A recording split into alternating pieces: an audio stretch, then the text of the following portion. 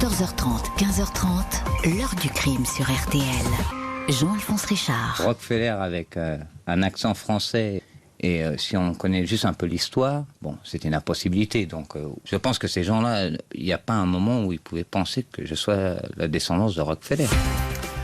Bonjour, le roi des escrocs, ou plutôt l'escroc des rois, une appellation qu'il préfère. Dans les deux cas de figure, la trajectoire criminelle du français Christophe Rocancourt est l'une des plus foisonnantes, des plus excentriques et des plus incroyables de l'histoire du crime. Quasiment toute une vie vouée à l'arnaque et passée dans la peau de personnages imaginaires, échappant aux enquêteurs les plus chevronnés et se jouant des justices de plusieurs pays, parmi lesquels celui où il est né, la France. Durant des années, Christophe Rocancourt va ainsi devenir insaisissable, une silhouette aussitôt envolée après avoir délesté de dizaines ou centaines de milliers d'euros ou de dollars ceux qu'il avait mis en confiance, des victimes comme hypnotisées qui lui permettaient d'avoir les poches pleines et de mener la grande vie.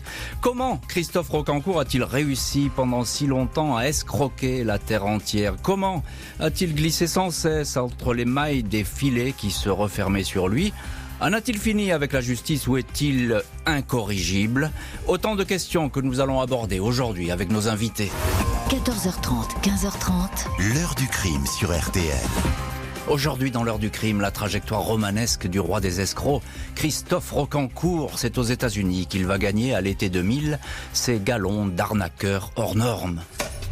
Le 2 août 2000, les détectives Jerry Larsen et Robert Flood de la police des Hamptons, une station balnéaire huppée de New York, sont en planque devant un club de gym.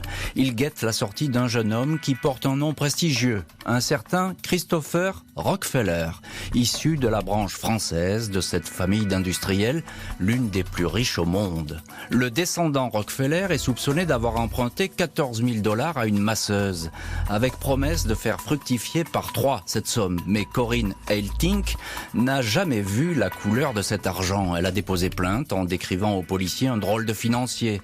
Un bad boy qui porte un aigle tatoué sur le bras droit, passe son temps en boîte de nuit à boire du champagne et à fumer des cigares aux frais de ses amis. La masseuse n'est pas seule à dénoncer Rockefeller. À l'hôtel où il séjournait, il a laissé une ardoise, 19 000 $. Les policiers l'interpellent. Il est interrogé sur ses activités, mais livre des explications confuses. Il dit être français et ne pas très bien parler l'anglais. Il reconnaît que Christopher Rockefeller n'est qu'un nom d'emprunt. Il s'appelle en réalité Fabien Ortuno. Le nom inscrit sur son passeport français. En l'absence de comportement violent, le procureur des Hamptons fixe la caution à 45 000 $. L'intéressé paie rubis sur ongle. Il est libéré avec obligation de ne pas quitter la région jusqu'à son procès.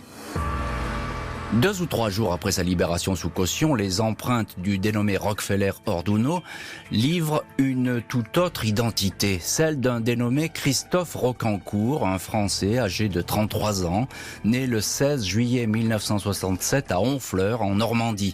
Il est arrivé il y a 9 ans aux États-Unis et a déjà eu maille à partir avec la justice. Il est considéré comme un arnaqueur professionnel qui multiplie les pseudonymes. Après avoir quitté la France, il s'est installé en Californie, soucieux d'entretenir sa légende. Il racontera à qui veut l'entendre qu'il ne parlait pas un mot d'anglais et avait appris cette langue en lisant et relisant la Bible trouvée dans la chambre de son motel. À Los Angeles, Rocancourt se rapproche des expatriés qui fréquentent le café Maurice. Il y rencontre un ancien couturier, le fortuné Charles Glenn, qui le prend sous son aile. Rocancourt, physique sportif et musclé, se présente comme un champion de boxe venu disputer un combat qu'il aurait gagné par KO. Glenn répand la nouvelle, personne n'a l'idée de vérifier. Le boxeur devient la coqueluche du tout Los Angeles. Invité partout, un décorateur français, Pierre Lange, lui prête sa villa de Bel Air, équipée d'une salle d'entraînement. Lange est souvent absent. Christophe Rocancourt se présente alors comme le propriétaire des lieux. Il se dit financier, roule dans une Bentley empruntée à un garage, convainc des amis d'investir avec lui dans une villa et un jet privé, sauf que le Golden Boy ne verse pas $1 et disparaît avec les avances des uns et des autres. Le FBI dénombre une vingtaine d'alias, parmi lesquels Christopher de la Renta, neveu du styliste Oscar de la Renta, ou encore Prince de Galitzine, descendant de la cour de Russie. Il se présente aussi comme le fils de l'actrice Sophia Loren. Pendant 5 ans, Christophe Rocancourt dépouille tout ce qui passe. D'un petit restaurateur italien à qui il fait miroiter un placement miracle, 5 000 $ empochés, jusqu'aux célébrités. Un riche propriétaire de boutique de mode perd 250 000 $, tout comme le chanteur Michel Polnareff, exilé en Californie. Rocancourt, qui a autant d'identité que de visage, dira « Polnareff, oui, je l'ai arnaqué de 250 000 $. Et je ne le regrette pas. » Il devient le confident et l'ami inséparable de l'acteur Mickey Rourke, approche Jermaine Jackson, l'un des frères de Michael Jackson, pour lancer une ligne de parfum, répète partout qu'il travaille avec le producteur Dodi Al-Fayed, bientôt amant de Diana, alors que celui-ci ne le connaît pas. Tout le monde tombe dans le panneau de cet affabulateur de génie. Même sa première épouse américaine, Grace Park, sera convaincue pendant 4 ans qu'elle vivait avec Christopher De Laurentiis, le neveu du célèbre producteur d'Hollywood, Dino De Laurentiis. 14 mars 1998, après s'être fait tirer dessus par un débiteur mécontent, Rocancourt est une première fois démasqué. Il s'acquitte alors d'une caution de 175 000 $, puis s'évanouit dans la nature. Bis repetita donc 2 ans plus tard, dans les Hamptons. Rocancourt s'est à nouveau évanoui. Après l'affaire des Hamptons et au regard de la personnalité de l'intéressé, le FBI va employer les grands moyens pour mettre le grappin sur ce Français qui nargue la justice américaine depuis trop longtemps. Au FBI, c'est le policier George Muller, attaché auprès du procureur de Los Angeles, qui supervise depuis le début la traque de Christophe Rocancourt, un homme qui dispose d'une batterie de faux passeports plus vrai que nature. Muller est incapable de recenser les escroqueries de l'intéressé. La plupart des victimes, dépitées, n'ont pas déposé plainte. Muller soupçonne le Français d'avoir trempé dans des affaires beaucoup plus sombres, comme un trafic de pierres précieuses au Zaïre. Lors de son dernier séjour à New York, il a grugé à hauteur de 175 000 $ un homme d'affaires crédule et de 250 000 $ une riche veuve tombée sous son charme. Il affirmait alors avoir ses entrées à la Maison-Blanche et avoir dîné 3 soirs en tête-à-tête avec le président Clinton. L'arnaqueur est signalé à Saint-Tropez, Nashville et Gstaad en Suisse, mais le détective le retrouve au Canada. Il s'est installé là-bas avec sa deuxième épouse, Pia Reyes, une ex-Playmate, et leur fils baptisé Zeus.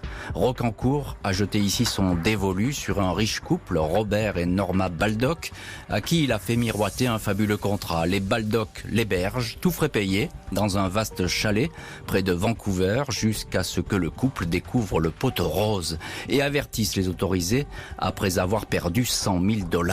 26 avril 2001, celui que la chaîne CNN présente alors comme le fugitif le plus célèbre au monde après Ben Laden est arrêté. Après 1 an de prison au Canada, Christophe Rocancourt, 36 ans, est extradé vers les États-Unis en mars 2002. Au total, 17 chefs d'accusation sont retenus par le tribunal du comté de Suffolk, près de New York. Il plaide coupable pour imposture fédérale et pour vol. « Votre honneur, j'ai trompé plusieurs personnes », indique le Français, vêtu de sa tenue beige de prisonnier. Aidé par un interprète, il explique comment il téléphonait à un banquier à Genève pour mettre toutes ces personnes en confiance. Pour prouver sa bonne foi, il remettait le lendemain à ses partenaires 100 000 $, histoire de montrer qu'il était le premier à investir dans un projet commun. Les associés versaient à leur tour les sommes promises, argent aussitôt envolé. Selon les juges, le montant global de tous ces tours de passe-passe avoisinerait 1,5 million de $. Quant à l'amende fixée par le tribunal, elle atteint 9 millions. L'avocat du prévenu, Victor Sherman, fait vite savoir que son client est insolvable. Le juge indique que 75% des recettes de l'autobiographie qu'il a écrit en prison, Moi, Christophe Rocancourt, orphelin, playboy et tolard, seront saisis par la justice. Je reconnais ma responsabilité dans toute cette affaire. Je présente mes excuses, indique Christophe Rocancourt. Rocancourt va passer 3 ans dans une prison fédérale. Quand il rentre en France, il est auréolé de sa sulfureuse réputation d'escroc des stars. Les éditeurs se l'arrachent, on le veut sur les plateaux télé. Affable, souriant, sympathique, il ne cesse alors de répéter « L'arnaque, c'est fini » et indique qu'il veut se consacrer au cinéma et à l'écriture. Il fait partie des People et est en couple avec l'ex-Miss France Sonia Rolland. Ils ont une petite fille baptisée Tess. On en oublierait presque son passé. première arnaque à l'âge de 20 ans. Il vend un immeuble appartenant au père de sa petite amie pour 1 million de francs. 2 ans plus tard, muni de faux documents trouvés dans la poubelle d'un notaire, il escroque une commerçante parisienne à hauteur de 1,2 million de francs. 1 an de prison ferme. Suivra ensuite l'épopée américaine. On ne retient désormais que l'enfance misérable dans une caravane plantée sur la place de l'église du Bec-et-Loing en Normandie. Un père boxeur raté, une mère prostituée, dit-il, la fugue à 17 ans, les premières combines et son premier rôle de composition, celui d'un étudiant de l'ENA. Christophe Rocancourt a fait la promesse qu'on ne l'y reprendrait plus. Mais il ne va pas pouvoir la tenir, cette promesse. Plus fort que lui, il va à nouveau jeter son dévolu sur les gens célèbres et les personnalités. Le 20 avril 2009, la réalisatrice Catherine Breillat dépose plainte contre Christophe Rocancourt pour abus de faiblesse. Elle l'a rencontré quelques mois auparavant et a été subjuguée par le personnage. Elle a rapidement imaginé pour lui un rôle sur mesure dans un film ténébreux dont elle a déjà le titre, Bad Love. Il en serait la vedette avec pour partenaire l'ex-mannequin Naomi Campbell. Le film ne va jamais voir le jour. Victime d'un accident vasculaire cérébral, Catherine Breillat est depuis affaiblie, contrainte à suivre un traitement médicamenteux qui l'handicape. Après avoir longtemps gardé le silence, elle révèle que Christophe Rocancourt a profité de son état dégradé pour lui soutirer des sommes de plus en plus importantes, pas moins de 650 000 € au total. À son entourage, elle confie que Rocancourt l'a même menacée de mort, elle et son fils, afin qu'elle continue à lui verser de l'argent. L'intéressé évoque un prêt qu'il n'a pas remboursé, mais il dément toute extorsion de fonds. Le 19 novembre 2009, il est mis en examen pour abus de faiblesse, placé en détention provisoire à la prison de la Santé.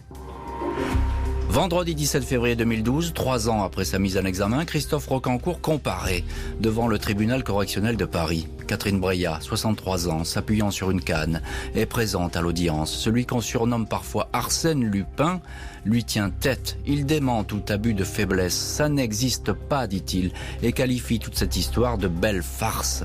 Malgré ses dénégations et atermoiements, Rocancourt est reconnu coupable, condamné à 16 mois de détention, dont 8 fermes et une amende de 578 000 €.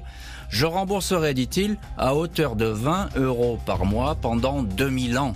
Rocancourt sort le soir même de prison, porteur d'un bracelet électronique, son bracelet Cartier, comme il l'appelle. De nouveau, il fait profil bas et joue les repentis. Il apparaît ainsi dans le journal Paris-Normandie, avec de petites lunettes rondes d'intellectuel. Il raconte sa nouvelle vie et son retour aux sources dans sa région natale. Il a 46 ans et retape une vieille ferme, fait son marché, s'occupe de sa fille Tess et coule des jours heureux au bras d'Alexandra, 23 ans, fille d'un riche entrepreneur. Le gentleman farmer Rocancourt en Normandie ne va pas s'abriter très longtemps derrière son costume de gentleman farmer. Il cachait bien son jeu, mais la police va le retrouver au carrefour de plusieurs affaires, de quoi lui ouvrir à nouveau les portes de la prison. Le jeudi 13 octobre 2014, Christophe Rocancourt est arrêté chez lui à Rouen. Il est cette fois mis en examen et écroué pour blanchiment de fraude fiscale, corruption, trafic d'influence et exercice illégal de la professeure de banquier par les juges Roger Leloir et Charlotte Bilger. Une série de poursuites qui cacherait en fait une magouille à la petite semaine, loin des heures glorieuses de l'escroc des stars. Je crains qu'une nouvelle fois la légende que l'on prête à mon client ait pesé dans la balance judiciaire bien plus que la réalité d'un dossier qui, après consultation, ne vaut pas tripette, affirme son avocat, Jérôme Boursican. Depuis 1 an, les policiers financiers s'intéressaient aux activités souterraines de Rocancourt, un homme qui ne déclare plus aucun revenu depuis 2 ans, mais pourtant titulaire de 2 comptes en banque exotiques, l'un à Hong Kong, l'autre à Figueras, en Espagne. Il est soupçonné d'avoir joué les banquiers en prêtant de l'argent à des connaissances à un taux de 30%. Il est encore suspecté d'avoir voulu faire régulariser la situation administrative de 2 femmes marocaines sans papier. Pour cette combine, il serait passé par l'entremise du préfet Christian Proutot, ancien patron de la sécurité à l'Élysée sous François Mitterrand. Un avocat et un notaire sont également mis en examen dans cette affaire. Christophe Rocancourt retrouve la prison, transféré à Fleury-Mérogis, quartier disciplinaire D3. Il va y passer quelques temps, puis est placé sous contrôle judiciaire. Dans les mois qui suivent, il est soudain rattrapé par la plus rocambolesque des histoires. En prison, l'homme qui a berné pendant des années le tout Hollywood aurait fait la connaissance de Jonathan G., un ex-policier des stupes soupçonné d'avoir dérobé 48,5 kg de cocaïne dans les locaux du 36 quai des Orfèvres. Jonathan G. aurait demandé à Rocancourt de l'aider à récupérer l'argent du vol, 200 000 € en liquide, dont 150 000 € dans un lac de Créteil, en banlieue parisienne. Un proche de l'arnaqueur serait allé sur place. Rocancourt dément, parle d'une histoire farfelue et stupide. Les enquêteurs, eux, soupçonnent bel et bien les deux hommes d'avoir conclu un pacte financier. Christophe Rocancourt demeure mis en examen dans ses affaires. Il devait être jugé avec les autres personnes poursuivies au mois de mai 2021. Procès qui devrait désormais se tenir dans quelques mois.